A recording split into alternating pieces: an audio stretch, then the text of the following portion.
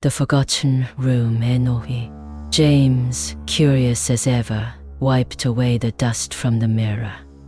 As he did, a cold, unnatural wind swept through the room, extinguishing their flashlights. They were plunged into darkness, the only light coming from the dim, flickering glow of the mirror.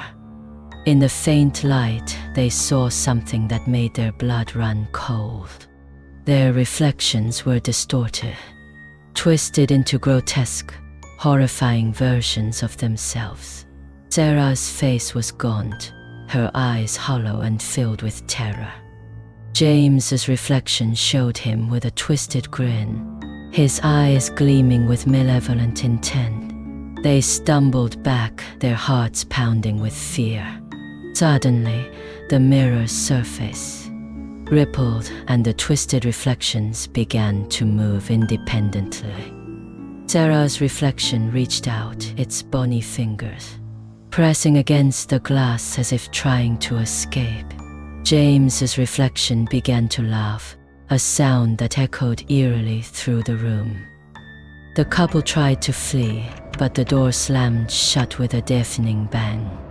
They were trapped. The room grew colder, and the air thickened with a palpable sense of malevolence. The reflections continued to move, mimicking their every action but in a more sinister, exaggerated manner. Sarah and James felt a force pulling them towards the mirror, their limbs moving against their will. As they were drawn closer, they saw other faces in the mirror, faces twisted in agony and fear. The missing family, their eyes pleading for release. The mirror was a prison trapping the souls of those who had gazed into it for too long. Sarah and James struggled, but the force was too strong. Their reflections grinned triumphantly as they were pulled into the glass. With a final, echoing scream, the mirror's surface rippled once more, and the room fell silent. The door creaked open, and the cold wind swept through the corridor. The mirror stood quietly, its surface smooth and unbroken, reflecting only the empty room. The mansion remained silent and abandoned, a tomb for the souls trapped within.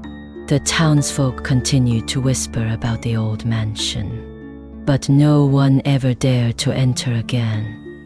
And in the Forgotten Room, the mirror waited its malevolent hunger, never sated, ready for the next unfortunate soul to fall into its trap.